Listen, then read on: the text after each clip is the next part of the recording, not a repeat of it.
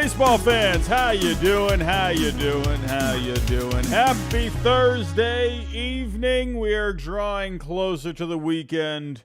I know you're all excited. How you doing, everybody? How you doing, everybody? We got a little Blake Snell in the news. Could Blake Snell be a New York Yankee? Oh, I really hope not. We got a little update on Jordan Montgomery. Could a return to the Rangers be in the works? Shota Imanaga is 1 week away from the deadline to sign. Harrison Bader to the Mets. Could Trevor Bauer be coming back? How you doing, everybody? Good evening, good evening, good evening. How you doing, everybody? How you doing? We got a few familiar faces here in the chat. We got some members. We got Aiden here. We got Morgan. How you doing, guys? How you doing? We got a few familiar faces in here. Thank you for stopping by. It is rather quiet this offseason. It is pretty bad lately. Pretty bad. I feel like the energy levels right now are like here. When they were up here at one point, they were through the roof at one point. Everyone wanted to know, where was Ohtani going? Where was Yamamoto going? Where are all these guys going? And now it just feels like everything's at a standstill. And it's pretty brutal.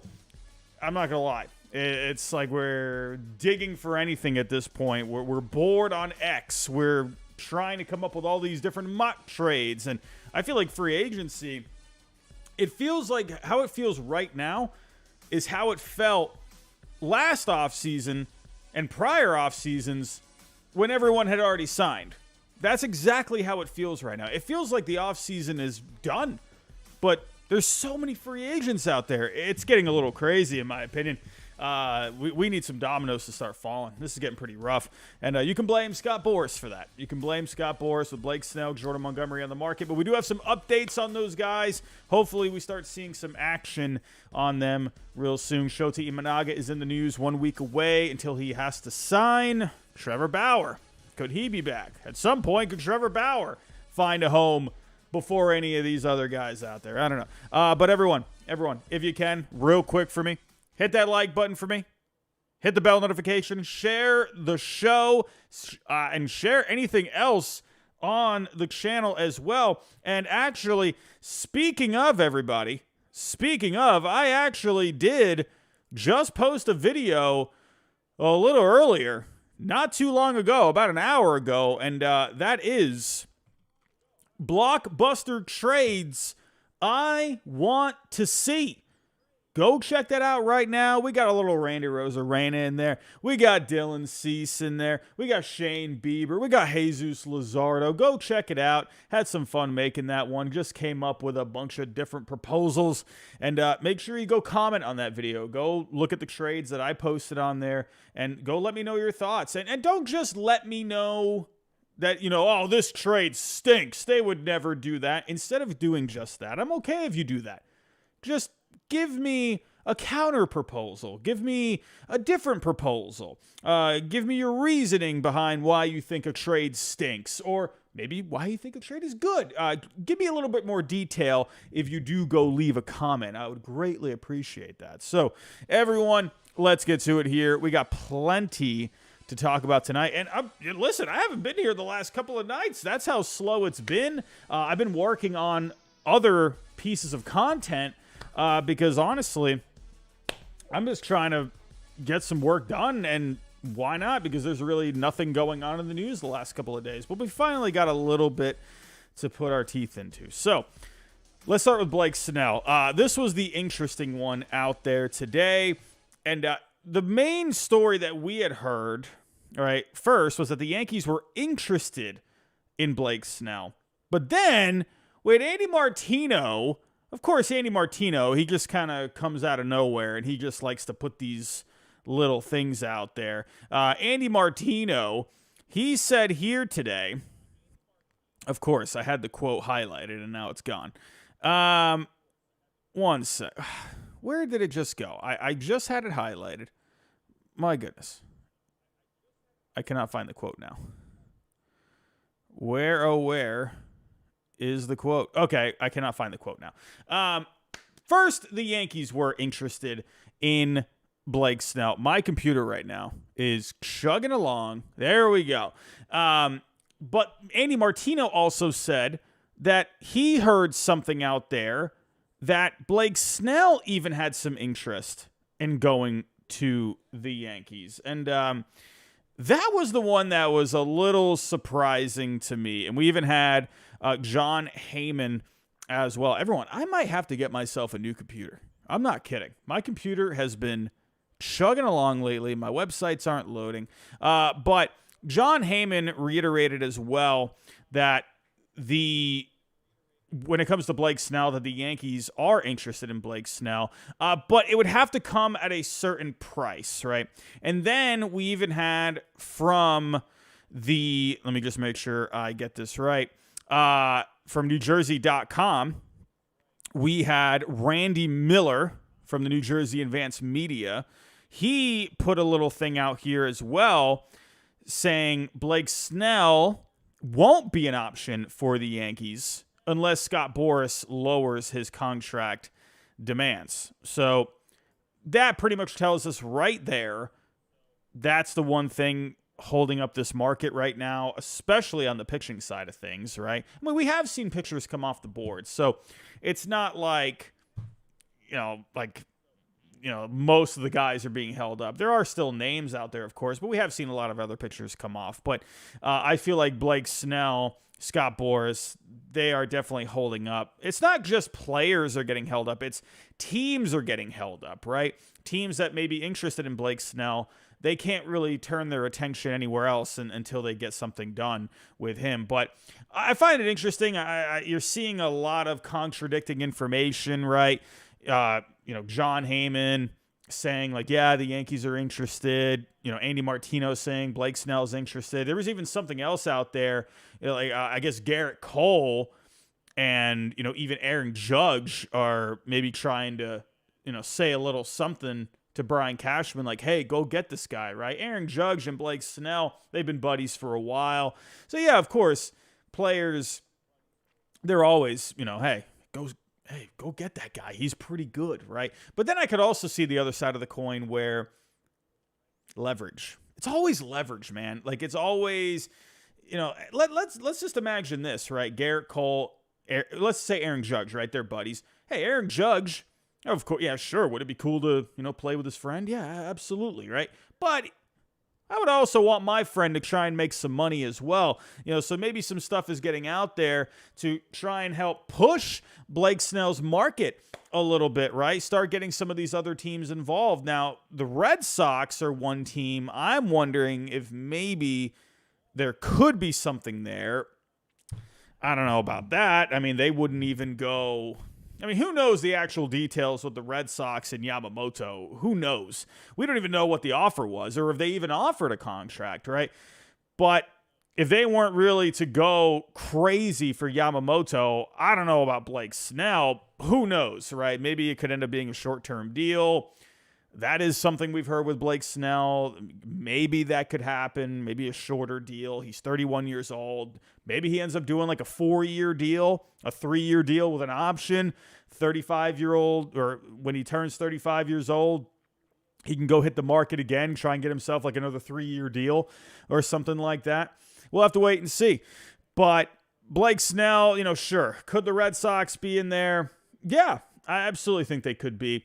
And then there was also even a report not too long ago with the Red Sox that they were trying to clear payroll to be able to sign a guy. Now, people are misinterpreting that very, very much, and I got to push back against it. Yeah, the Red Sox, sure. Do they want to maybe stay under the CBT? Yeah, sure. Right.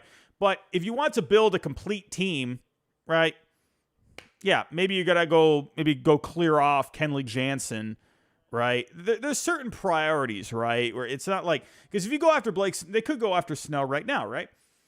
But if you go throw all that money at Snell, well then, what happens with everything else, right? You got to have fallback options with other things, right? You don't want to limit yourself unless right, you have those other options out there, right? You want to go get Kenley Jansen cleared first, right? Go get that money cleared first, And then, okay, we have this room now. Now that we know Kenley's off, okay, now we know we could go get Snell, and we could also go get, maybe try and go after this other guy, right? So, anyway, but besides the Red Sox, there are plenty of teams that have been connected with Blake Snell. The Angels, the Giants were the two main ones. The Mariners at one point were a team connected. So we'll have to wait and see, when it comes to what exactly this market is. But I'm finding it interesting that all of a sudden the Yankees are coming up. My guess is the Yankees are the Yankees and leverage is leverage. Of course, the Yankees, if they're being pulled into it, money's involved. So teams are going to be like, oh, man, Yankees are involved. All right, we might have to bump our offer up a little bit, right? I think the Yankees are being used for leverage here. That's just my personal opinion, because if we actually go look at the Yankee payroll right now, I don't know, man. Like, I have a hard time with how Steinbrenner has been with the payroll in the past. I just find it a little hard to believe that they're really going to go after Snell aggressively.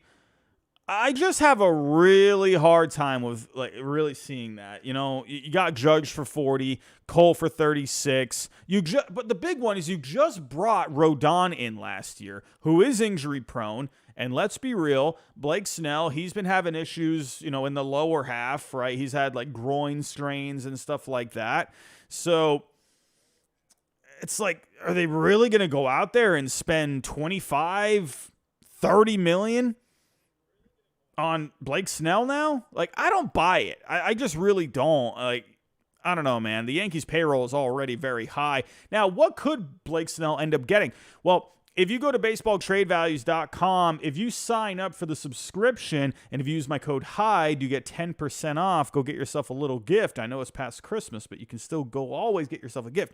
But their player value timeline has been phenomenal this offseason. I would actually even argue, people like to get onto the trade simulator all the time. Sure, have your opinions on that, whatever. I think it's a great tool. It's not the end-all, be-all, but it's a great tool. I will say, though, the player value timelines have been phenomenal this offseason. They've been so accurate on all of these guys signing. I'm telling you, man, they've been nailing it, right? If you actually go to... we'll talk about Harrison Bader in just a little bit, but I'll pull up Harrison Bader here. So I believe Bader signed for 1 year, 10.5. So let's actually see how that comes out. Right, 1 year, 10.6 is what they were projecting, right? This is a great tool, man. And it's not just free agent value. You can look up the extension values. You can even look up future trade values of players. It's a great tool. But for Blake Snell, they are, let's say it's a short deal, 3 years. They're thinking $31 million per year over a 3-year deal if you were to want that short deal kind of a thing. Yeah, of course, you're going to have a higher AAV. I could maybe see something like that. Now, if you extend it to maybe 5, you're looking at around maybe 28 per year, right? Maybe go a little further, looking like a 6-year, 160 kind of a deal. So, yeah, I think this is definitely believable. And if we actually go here to what Fangraphs was projecting, they were projecting 5,125. So, again, when it comes to baseball trade values, they're looking at around a little higher than that, 5,140. I find this to be believable. A guy that's won a couple of Cy Youngs coming off a Cy Young season. Yeah, I think 28, 27, 28 over 5. That's pretty reasonable if you ask me. So, honestly, I really think, in my own personal opinion, I think these reports are coming out with the Yankees just to try and get the price up a little bit, right? It's Scott Boras. This is what Boras does. And, of course, he does little creative things like this. Like, oh, hey, did you hear Blake Snell? He wants to go play for the Yankees. It's like, I don't find that to be incredibly, mind-boggling, because it's like, yeah, if I'm a free agent out there and I'm very sought after, yeah, I want to go play for this team. Oh, that team looks pretty good too. I want to go play for them. Of course, I'm going to say, especially the New York freaking Yankees, who have all the money, right? Yeah, I want to go play for the Yankees. Of course. Well, then if teams want you, they know, oh, the Yankees now? Okay, well, is this leverage? Is this real? I don't know. Well, whatever. We're going to have to bump up the price a little bit because just in case. It's leverage. So, and no, I'm seeing Demon D, Yankee hater show. No, this is not Yankee hate at all. I'm completely unbiased towards the Yankees. I'm just speaking facts, my friend. This is how leverage is done. This is how it is. If the Yankees do get him, I think if the Yankees get Snell, I think it would be more for like a short-term deal. I don't know, man. I just have a hard time, again, after you just signed Rodon last offseason, I just have a hard time believing that they're going to go after Snell the very next offseason. Sure, maybe short-term deal. Maybe. I don't know, man. I don't believe it. So that's just me.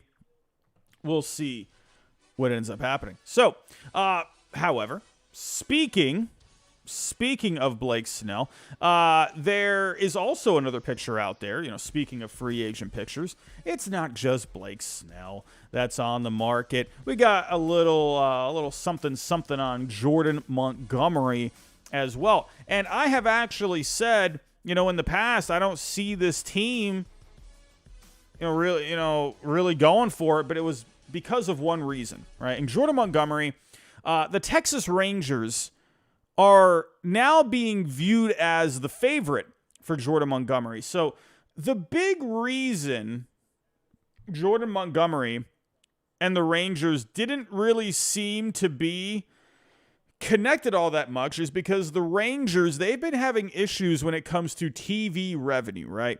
Now, there is a report out there that they might be getting a 1-year deal with around $90 million, right, to pay for to pay them for the TV revenue deal. So there's issues across the league right now when it comes to TV rights and whatnot and everything. It's a little messy. I'm very interested to see where Major League Baseball is in the next 5 years when it comes to these teams and whatever's going on with, TV, right? I don't see anything happening with the Red Sox or the Yankees, right? Because you got Yes Network, you got Nesson. Those are major, major companies. So I don't know if anything really happens with those guys, but, the Rangers, they're starting to have problems. We've been seeing issues with the Padres, right? Other teams as well.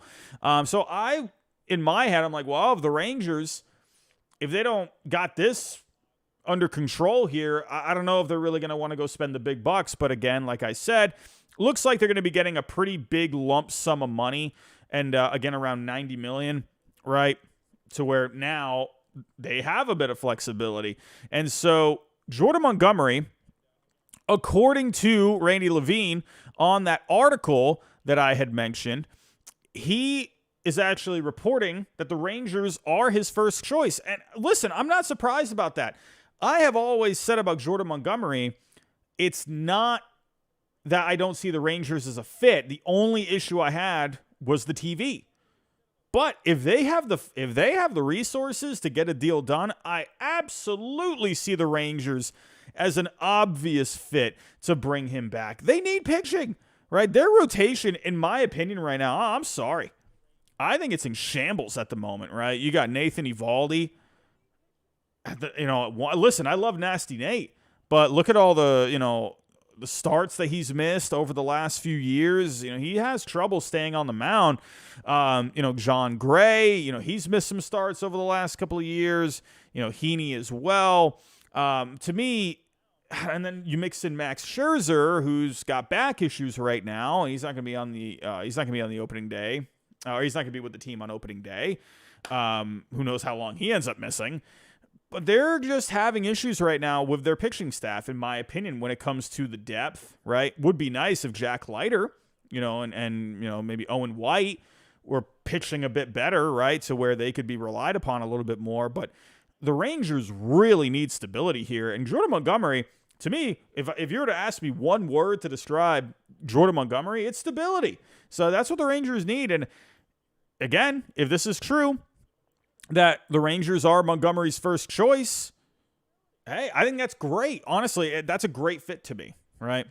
I've seen the Red Sox as a good fit for him, but I don't know what the Red Sox are doing at this point. I'm hopeful they figure something out here. I don't know. I don't know what's going on. But the Red Sox were viewed as a big favorite for Jordan Montgomery for a long time. There's also been with the Yankees as well, right? And if you actually go back to this report here, I believe it was this report.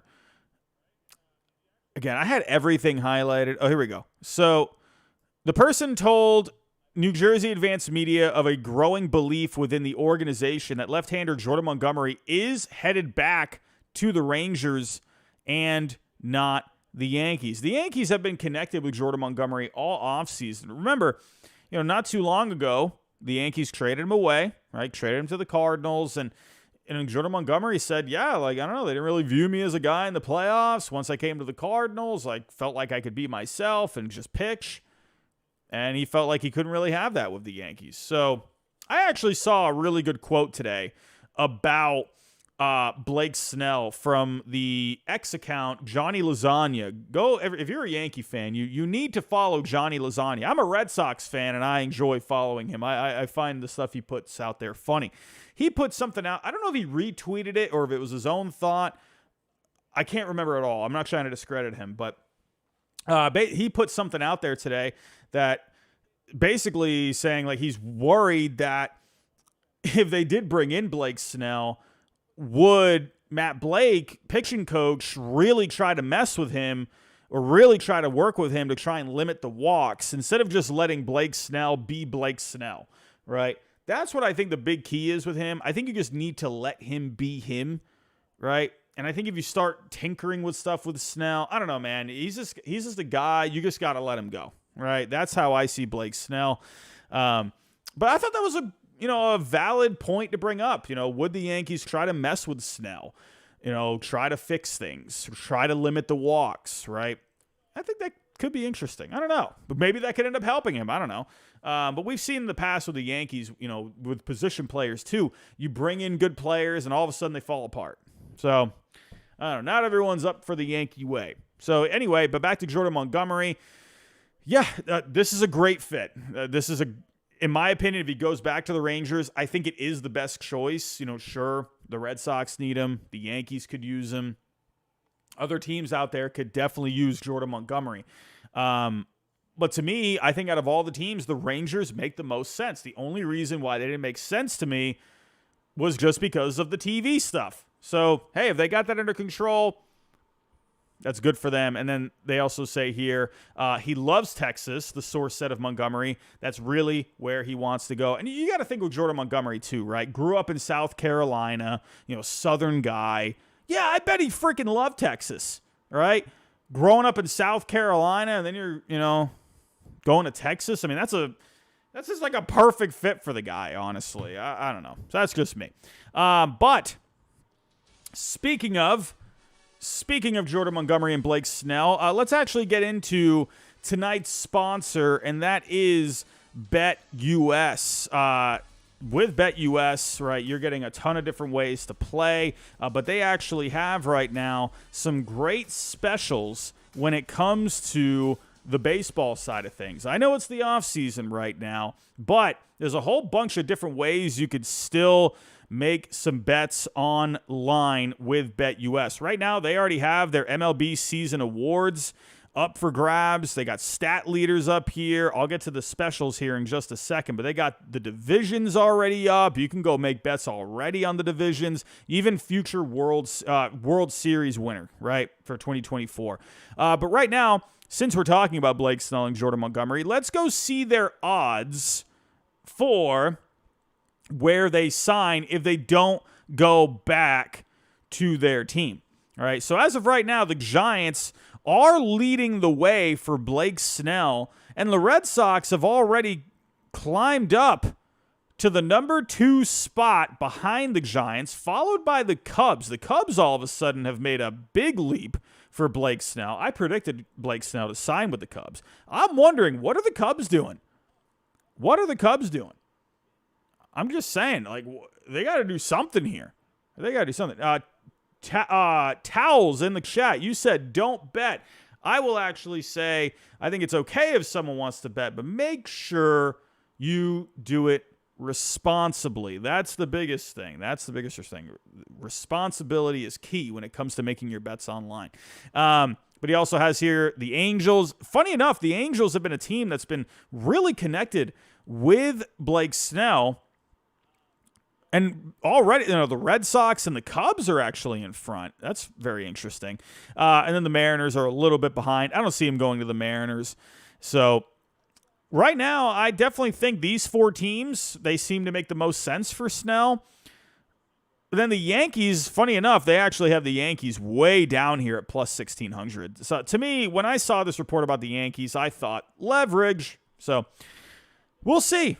We'll see. I'm waiting for the Cubs. Cubs got to do something. I know they've been connected with Bellinger. Could he go back there? Could you imagine Blake Snell and Cody Bellinger on the same team, man? Does Cody Bellinger play Fortnite and all that stuff? Is Cody Bellinger like a gamer? I feel like, I don't know. Is he? I don't know. I feel like him and Blake Snell are just like 2 pretty goofy dudes. I feel like they would probably get along. So, as for Shota Montgomery, they do list the Red Sox as the favorite. If he doesn't go back to the Rangers. That's the biggest thing. If he doesn't go back to the Rangers. Now, I would actually put the Rangers as the favorite. I think you could argue that maybe, they could have been at the top for this entire offseason, right? Then the Yankees are at plus 300 right behind, and they got a couple of teams out west, the Angels and the Giants, and the Phillies. So the Phillies are really interesting because, I don't know, man. I just feel like the Phillies, I don't know, man. Like, I feel like they need to do something. I know they brought Nola back, but I feel like they need to make another addition. I feel like Montgomery would be really good for that team. A guy that just won a World Series. I just looks pretty good to me. I don't know. Could the Phillies do something? Funny enough, the Cubs are nowhere near connected with Montgomery, but they're very high on the odds when it comes to Snell. So, but everyone, go check out BetUS. The link is in the description down below. You get a 125% bonus when you use that link. So definitely go take advantage of it. And, we got college football. We're in the middle of that right now. We've got the final coming up soon. Basketball every single night. Football this coming weekend. Hockey's on right now. So definitely go check it out. BetUS, 125% bonus. But make sure you play responsibly. So here we go. Since we're at the halfway point of the show, let me get to a couple of super chats here. Everyone, the light goal for tonight was 200. We're at 166. If you can help us out, I will love you forever. But we had a couple of super chats here, as well as a couple new members. Here we go. Adam, how you doing, my friend? Thank you, Adam, for becoming a member. You're awesome, my friend. Matthew Villarreal, $4.99. What do the Padres have to trade for Jesus Luzardo? I would think the Padres, listen, Luzardo would be a pretty nice fit, for them, considering he is cheap. I'm just wondering right now, I don't know, man, like you got, let me actually pull up here. Lesko, I would imagine, would have to be a piece that would go back. Salas, I don't think is going anywhere. Merrill, I don't see going anywhere. I don't know, man. I just don't really see a lot with the Padres that makes a ton of sense. They make sense on paper because he's cheap, right? That would be a really nice addition for their rotation. But let's see. Well, could we put something together here for the Padres and the Marlins? Here we go. So, Jesus Luzardo. Now, remember, you have a range here. You can go all the way, from around $50 million worth of value all the way up to 76. I would actually say with Luzardo, you're probably looking somewhere in the middle of the 50 to 63. I think that's pretty fair, right? Because Luzardo, remember, he did come off the rails not too long ago. He did look great last season, and he looked really good in 2022 as well. But there is still that little bit where, yeah, he really fell apart in Oakland. He seems okay now. That's where I don't think you're going to see. I think if he had one more year where his numbers got even better, I think you could see his value like go through the roof. I would say right now, probably anywhere from like 50 to 60. I think that's pretty fair for Luzardo at the moment. Now, with the Padres, yeah, Salas, no. Merrill, no. Lesko, I mean, could you do Lesko? I mean, the Marlins already have so much pitching in their system. I feel like the Padres would need to give up offensive players, right? The Marlins need bats in that system, right? That's where the Rangers, if they wanted to go get Luzardo, they got young bats that they could trade. The Orioles could definitely pull something off for Jesus Luzardo. My Red Sox, I mean, to me, that's the dream right now. They definitely have some bats in their system, as well as Major League ready as well, and even farther away, like someone like a Miguel Blaze. So, I don't know, man. I don't think the Padres really have anything because you could do, I mean, Merrill is just very high value right now. I don't really see it. Kim, no. I don't know. Kim could play short. I mean, I guess if you really wanted to put something together, could you do Robbie Snelling, Kim, throw in a couple of younger pieces like Savala? I don't know. I guess that gets you pretty close, but is that really like a game-changing kind of a package that the Marlins would really want? I don't know. I like Ha-Seong Kim. I just don't know, if he's really the piece that the Marlins would want. So, I don't know. But thank you for the super chat, my friend. I'm not sure about the Padres on that one. Speaking of Padres, Mr. Padres fan 78 has been a member for 18 months. Thank you, my friend. Chill Boy $4.99. The Yankees talk is just to drive the price up, which sucks as the Yankees rotation is sus. That's exactly what I think it is.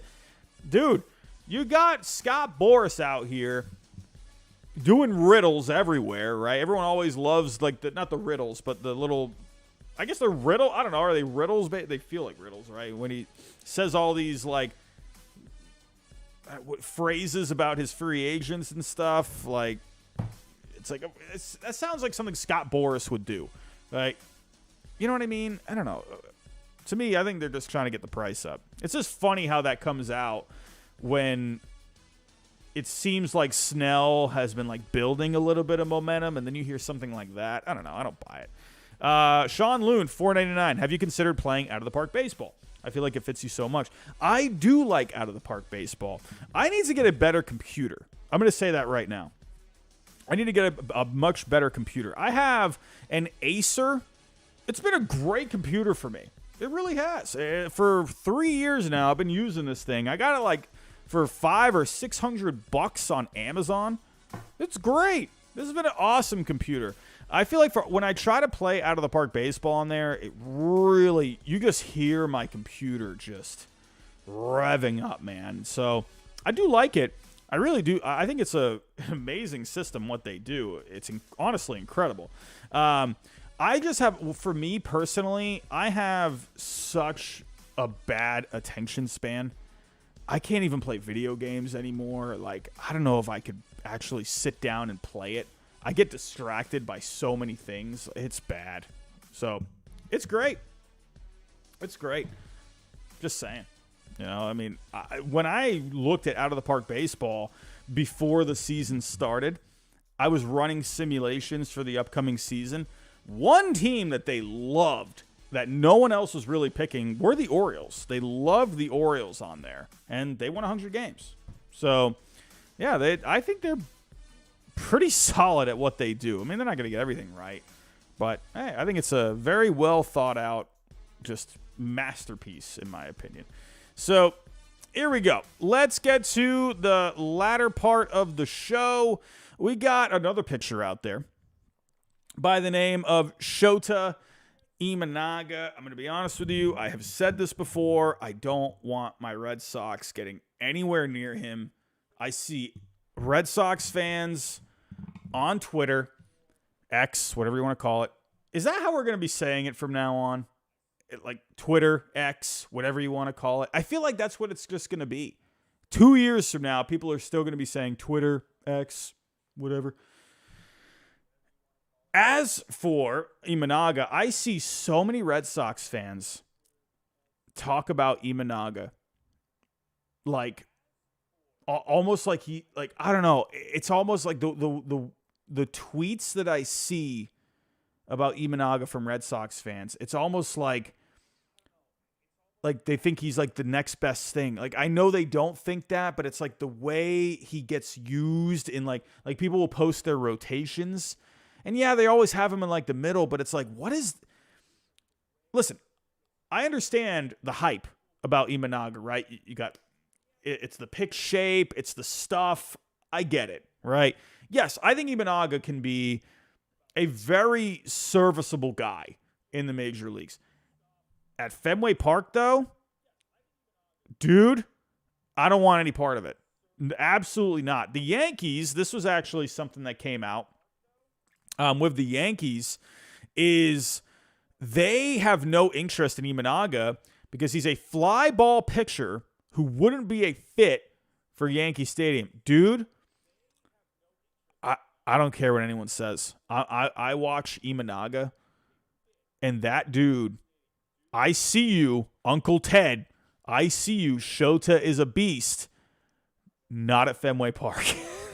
I don't want to see him at Fenway Park. That guy, to me, is giving up, like, bombs at Fenway Park, right? Fly balls that just get over the monster. I don't know. Maybe it's not a great take. Maybe I'm going to be very wrong. Maybe the Red Sox end up signing him and he ends up doing really well, and I eat my words. Trust me, I'll be the first one to say it. I just see I look at the home run numbers in Japan, in a dead ball era, basically, in Japan, where no one is hitting home runs, and he's giving up a home run per 9 in Japan. That's 2 home runs in the majors in America. I don't want it. I don't want any part of it. I just don't. Not Fenway Park. Oracle Park, all day, every day. Citi Field, all day, every day. A pitcher's park, yeah. I think that's a great fit. I think either the Mets or the Giants would be a great fit. That's just me. I honestly think for Imanaga, let's actually just get to, what's been talked about. Jeff Passan, he's been mentioning it, Ken Rosenthal as well. It's pretty much all the usual suspects that have been connected with Imanaga, the Red Sox, the Yankees, the Giants, right? We've seen the Dodgers connected with him, but he's probably not going there anymore, obviously because of Yamamoto. We've even seen the Orioles pop up a little bit. So, to me, I think the 2 teams that make the most sense are the Mets and the Giants, to be completely honest. The one thing that holds me back with the Mets is that he's 30 years old, and I wonder if David Stearns would want to spend the money on someone that's 30. All right, he's not Yamamoto. That's different. He was 25. So, the Giants, to me, make so much sense. Maybe even the Orioles, to be honest with you. Like, I could maybe even see that. I honestly think the Giants make a ton of sense. I've seen the Cubs pop up a little bit with Imanaga. Let me actually go here. Let me go to the part. I understand this guy has like a nice looking fastball where it's not a lot of velocity, but it's got a lot of vertical movement to it. If I'm looking at park fact, I don't know, the Cubs, maybe. I don't know, man. Dude, if I'm Imanaga, I'm going to the Giants. I don't know. Robert Vale, you said here nobody wants to play in San Fran. Hey, that is definitely a big thing with the Giants, but they did get Jung-Hoo Lee. And, I mean, Yamamoto, I guess, according to the reports, said he thought San Francisco was beautiful. I don't know about that. I mean, have you been to Japan? Have you seen how clean Japan is? No knock on San Francisco. There are some beautiful parts, but it's a little rough in some parts. But San Francisco, the Giants, just park factor alone, they make a ton of sense. The Mets make a ton of sense. Honestly, the Padres I thought made some sense too. I honestly think the Giants, for me, if the Red Sox sign him, oh my God, I would be, I don't know. I trust Craig. I'm going to run with it. But I don't know, man. Listen, let's actually, go look, with Imanaga here.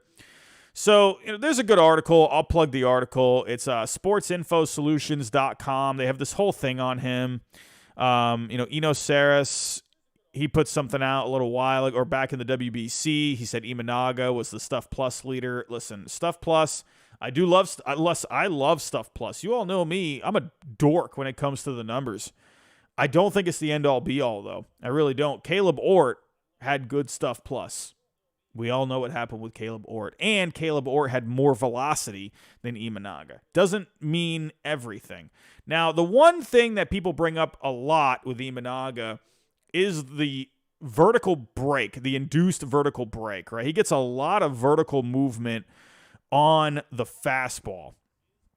So if we actually go here to the leaderboards, and you got to remember with Imanaga too, he's 5'10", I believe. He's not the tallest, but that really can come into play when it comes to the shape of a pitch, right? Simply how far, how extended you are when you release the ball, right? And then also your height, right? The height can really change things. So the biggest comparison that I have seen is Nestor Cortez, because he has a similar height. He has a similar velocity, and you're looking at around 19.4 inches of movement when it comes to the vertical break, right? So yeah, I think that's a pretty good comp. But then you see someone like Cody Bradford. I don't know how tall Cody Bradford is. Let me go pull up Bradford. How tall is Cody Bradford? I thought Bradford could have been a decent piece last year to be used at the deadline. Oh, yeah, 6'4", so that's not the greatest comparison. So, yeah, I think Nestor Cortez. Tyler Anderson is a guy that also gets a bit of movement there, and he doesn't throw very hard. He's a little taller. So, really the best comp would be probably Nestor Cortez, right? The difference with Imanaga is he does have a lot of off speed, right? Obviously the fastball. He's got a slider. It's a sweeper as well. He's got a splitter, right? So the one thing when it comes to the off speed pitches, though, remember with Tanaka back in the day. Tanaka, he was having a hard time when he first came over gripping the ball, right? Because the ball in Japan, it's a little more grippy than it is in America. It's got it's a little smaller, I believe, in Japan. There's a bit of an adjustment, right? If you've been using the ball in Japan for a long time and you come over, there is definitely an adjustment period. So I do wonder if that can affect some of the off-speed stuff with Imanaga. Again, Tanaka, he had some trouble at first. So he definitely has a lot of pitches that he can play with, right? I think with Imanaga, I think at the end of the day, yeah, you can look at the Stuff Plus. Yeah, you can look at all this stuff. But, dude, these hitters are so good these days. And I know Nestor definitely had success a couple of years ago. Let's actually go pull up Nestor Cortez on Fangraphs. Right, he had a lot of injuries last year. So Nestor Cortez a couple of years ago, the 2.44 ERA, the 3.13 FIP. So yeah, he had great numbers a couple of years ago, right? And honestly, it's funny because with Cortez, and working with like Matt Blake, that seemed to really just be a good partnership there. And last year, the FIP wasn't terrible by any means. The expected ERA was pretty good. he was just hurt. It wasn't really consistent. But his strikeout numbers, walks, right around the same. But he's giving up a lot of bombs last year. So, funny enough, the ground balls, that was a big problem with Nestor last year as well. The ground ball percentage went down a lot. 33.5 in 22 to 26.3 at this past season. So, with Imanaga, yeah, I could see a guy that's like a mid to, maybe like a 4-ish ERA kind of a guy personally. I think for a part of me also thinks, Cortez, they just had a good thing going that year, man. This guy was on a run. Man, he was so good in 22. I just wonder with Imanaga, remember, with Cortez, he had some time in 21 where he really got to really work on some things there, right? And he got to work with Blake. With Imanaga, he's coming over from Japan, right? Is he going to have the same situation? Obviously Blake worked really well with Cortez. Are you going to have the same result with Imanaga? There's so many factors that come into play. It's not just what the guy did in Japan and what the numbers look like. Dude, when you come over to America, man, when you come over different league with just incredible hitters, it doesn't necessarily mean you're going to have like all the success in the world. Like, I'm not saying he's going to be bad, but I don't think he's going to be. I think people are getting, in my opinion, I think people are just getting a little too ahead of themselves when I think just temper the expectations a little bit. You don't have to say he's going to be bad, but don't treat him like he's going to be like this whirlwind of an addition, right? Where he's going to just lead you to a World Series. Like, that's kind of the feeling I almost get with people when I see them talk about Imanaga. Maybe I'm wrong. I just see a guy it's funny because I see articles out there that say he's more of like a mid to back end rotation guy. But the way I see people talk about him, it's just so much different than what I read, like expectation-wise. But then again, it's also like when I see all these detailed reports, like if we go back to this article, on Sports Info Solutions, there's just so much, right? Like all the data, the clips. And then when you go down to the very bottom, they see he has mid-rotation upside. Where it's like almost like when you're reading this article, it's almost like it's like someone you've never even seen before. He's going to be just like this. He's like a wizard. And then you get down and he's like, oh, he has the upside of a mid-rotation guy. Where it's like, I read all that for this? Well, you know what I mean? I'm not trying to be a Debbie Downer over here. I don't know. I think he's going to be fine. I think he's going to be good. All right. I think it'll be like a good 4, 3, maybe a 3. And that's just the way I see it. Right. That's the way I see Cortez. For me, I don't know. That's just me. I think he's going to be good though. I think Imanaga is going to be good. For me, I think also where he goes is really going to be a big thing. Good grief. I don't know what it is, man. I just panic. I've had my gut when it says something about my Red Sox, I listen to it, right? I've been doing this for a long time. If I see this guy in a Red Sox uniform, I'm going to panic. Sorry. And I hope I'm wrong. Giants all day. Go to the Giants. I think that's perfect. Do it. All right. So moving on. A couple more stories to talk about here, and we will be on our merry way. The Mets, speaking of the Mets, they made a move today. Harrison Bader. We did just bring this up a little earlier in the show. 1 year, $10.5 million.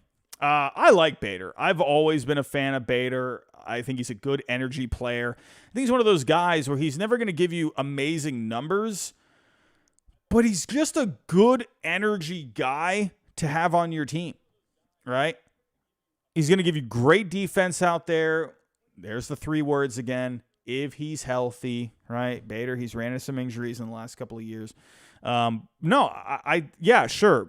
The numbers aren't great with him, but I think if he gives you 15, maybe 20 home runs, 15, 18 home runs, Maybe hits around 250, like a 300, 320 on base. Maybe slugs around 4, plays good defense. I think that's a really good player to have on your team with what he brings to the team with his defense and his intangibles. Right? He's a good energy guy, right? He's just a guy you want to play with, right? I like this move for the Mets a lot. Yeah, sure, it's a cheap signing. And I'm just going to say this.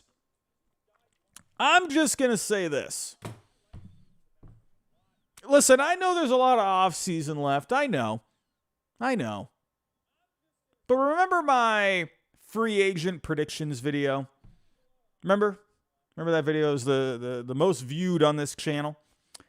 There was one comment that a Mets fan put, because the only player that I put on the Mets out of my top 40 was Adam Duvall, right? And I had that Mets fan comment saying, really? That's all you have for the Mets is Adam Duvall?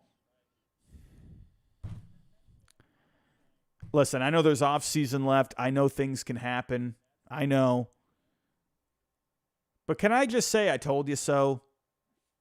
I'm not trying to be that guy. I'm not. But I kind of told you so, right? I didn't expect a big offseason for the Mets. I just didn't. Who knows? Tomorrow, they go after someone. They get Imanaga, and then, okay, fine, right? I'm just saying. I didn't really see a big offseason for the Mets. But there were still like so many Mets fans out there like, no, Steve Cohen, he's gonna go all Steve Steinbrenner on us again. He's gonna drop all the money. And it's like, no, it's like you can't keep doing that. Like, everyone wants to treat like the Mets money like it's like Monopoly money. Like it's MLB The Show when you turn off the budget. It's not that. It's real life. Like, I don't know. The perception-wise, it didn't feel like an offseason to really go all in. Yeah, make some moves like Harrison Bader. I think that's a nice move.